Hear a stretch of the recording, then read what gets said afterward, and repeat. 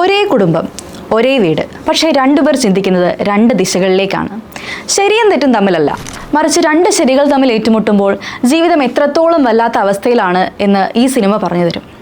അസ്ഗർ ഫർഹാദിക്ക് Oscar award നേടിക്കൊടുത്ത A Separation വെറും ഒരു കുടുംബചിത്രമല്ല. അത് മനുഷ്യൻ്റെ ഈഗോയും സാഹചര്യങ്ങളും നിയമങ്ങളും ഒക്കെ എങ്ങനെ നമ്മുടെ ജീവിതത്തെ കീഴ്മേൽ മറിക്കുന്നു എന്നതിൻ്റെ നേർക്കാഴ്ചയാണ്.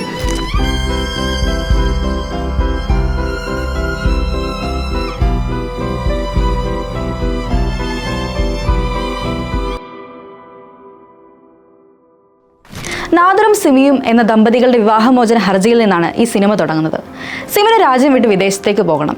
തൻ്റെ മകൾക്ക് അവിടെ നല്ലൊരു ഭാവി ലഭിക്കുമെന്ന് അവൾ വിശ്വസിക്കുന്നു. എന്നാൽ നാദറിന് പോകാൻ കഴിയില്ല. കാരണം അൽഷിമേഴ്സ് ബാധിച്ച തൻ്റെ വയസ്സായ അച്ഛനെ നോക്കാൻ അയാൾ ബാധ്യസ്ഥനാണ്. നിന്റെ അച്ഛന് നീ ആരാണെന്ന് പോലും അറിയില്ലല്ലോ, പിന്നെ എന്തിനാണ് നീ ഇവിടെ തന്നെ നിൽക്കുന്നതെന്ന് സിമിൻ ചോദിക്കുമ്പോൾ, പക്ഷേ എനിക്കറിയാമല്ലോ അദ്ദേഹം എൻ്റെ അച്ഛനാണ് എന്ന് നാദർ പറയുന്ന മറുപടി ഏതൊരു മകൻ്റെയും ഉള്ളിൽ തട്ടുന്ന ഒന്നാണ്. ഒടുവിൽ സിമിൻ പിണങ്ങി സ്വന്തം വീട്ടിലേക്ക് പോകുന്നു.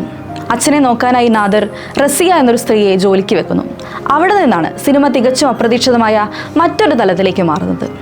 ഒരു ദിവസം ജോലി കഴിഞ്ഞു വരുന്ന നാദർ കാണുന്നത് അച്ഛനെ കട്ടിലിൽ കൈകൾ കെട്ടിയിട്ട നിലയിൽ തനിച്ചാക്കി റസിയ വേറെ എവിടെയോ പോയിരിക്കുകയാണ്.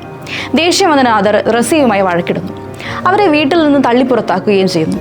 ആ വീഴ്ചയിൽ ഗർഭിണിയായിരുന്ന റസിയയുടെ കുഞ്ഞ് നഷ്ടപ്പെടുന്നു. തുടർന്ന് നടക്കുന്ന കോടതി കേസുകളും സത്യം മറച്ചുവെക്കാൻ ഓരോരുത്തരും പറയുന്ന നുണകളും സിനിമയെ ഒരു ത്രില്ലർ പോലെ മുന്നോട്ട് കൊണ്ടുപോകുന്നു. ഈ സിനിമയുടെ ഏറ്റവും വലിയ പ്രത്യേകത ഇതിലാരും പൂർണ്ണമായും വില്ലന്മാരല്ല എന്നാണ്. റസിയ ദരിദ്രയാണ്, അവൾക്ക് പണം ആവശ്യമാണ്. അതുകൊണ്ട് അവർ ചില കാര്യങ്ങൾ മറച്ചുവെക്കുന്നു.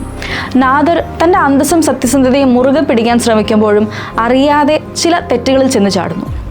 ഇവരുടെ തർക്കങ്ങൾക്കിടയിൽ നീറിപ്പുകയുന്നത് അവരുടെ മകൾ ടെർമയാണ്. അച്ഛനും അമ്മയും തമ്മിലുള്ള യുദ്ധത്തിൽ ആരെ പിന്തുണയ്ക്കണം എന്നറിയാതെ അവൾ പകച്ചു നിൽക്കുന്നു.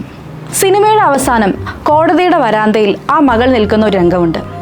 അച്ഛനോടൊപ്പം പോകണോ അതോ അമ്മയോടൊപ്പം പോകണോ എന്ന് തീരുമാനിക്കാൻ സാധിക്കാതെ അവൾ നിൽക്കേണ്ടി വരുന്ന ഒരു രംഗം. ആ തീരുമാനം എന്താണെന്ന് പ്രേക്ഷകർക്ക് കാണിച്ചു കൊടുക്കാതെയാണ് സിനിമ അവസാനിക്കുന്നത്. നമുക്ക് ചുറ്റുമുള്ള സാധാരണ മനുഷ്യർ എങ്ങനെയാണ് സാഹചര്യങ്ങളുടെ മാറ്റിമറിക്കപ്പെടുന്നതെന്ന് ഈ ചിത്രം പറഞ്ഞു തരുന്നു.